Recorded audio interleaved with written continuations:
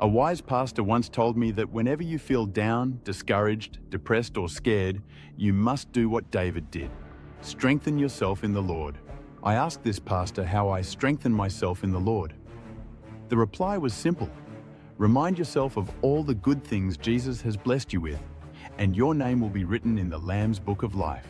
I understood what he was saying and could see why I should be thankful for all the blessings Jesus has given me, especially having my name in the Lamb's Book of Life.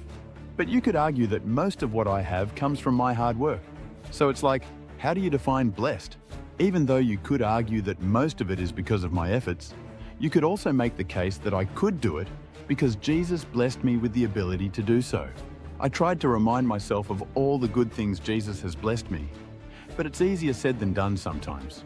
On a good day, it's straightforward, but when life throws you unexpected curveballs, it can become very challenging. Those moments when the rug gets pulled out from under you are often much more vocal than your memories of all the blessings you have. So, how do you handle those periods when everything around you is so vocal and loud that you can't even hear yourself think? When I asked my pastor about this, he told me about King David in the Bible. In Ziklag, David found himself in a very challenging situation where he had to draw strength from the Lord. Despite his distress, the Bible portrays David as someone who could strengthen himself amid severe adversity.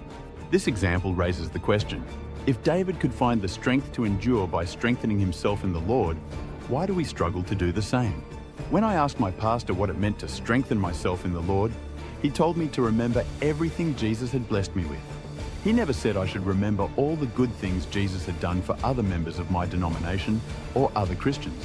This is not surprising, considering we live in a very individualized culture where, even among us Christians, we are more concerned with what Jesus can do for us and what he has done for us. This starkly contrasts David, who lived in a very collective culture where the question was not, what can God do for me and what has he done for me? But rather, what can God do for us and what has he done for us? So when David strengthened himself in the Lord, he brought to mind everything good God had ever done for the Jews and everything good God had ever done for him. However, another crucial difference is that the Lord was not Jesus to David, it was Jehovah. Could this be the reason I struggled with strengthening myself in the Lord? My next thought was why David's focus differed from mine. The obvious answer is the Torah. As a Christian, I have been taught the Torah does not apply to me. David, as a Jew, knew the Torah applied to him, and to David, the Torah was proof he was part of a covenant with Jehovah. So, he could quickly bring to mind every story he had ever heard of how Jehovah in the past had helped those who lived by the Torah. Stories about the parting of the Red Sea, manna from heaven, victories in wars, and so on.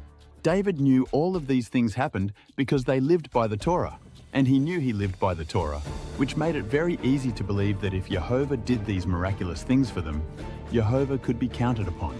As a Christian, I have been told the Torah does not apply to me, even though I can easily see in the Bible that it is not correct.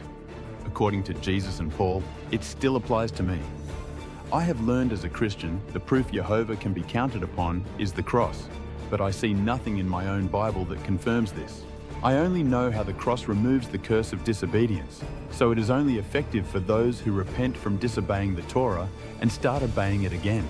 Why do I believe all this if it is not in the Bible?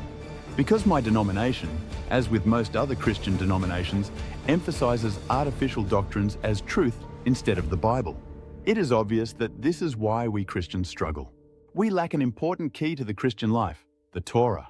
This is why I one day chose to return to the Torah, just as Jesus told us to. Because I now live by the Torah, I have no problem strengthening myself in Jehovah when life gets hard. Remember to share, like, subscribe, comment, and ask questions. Leave them down below.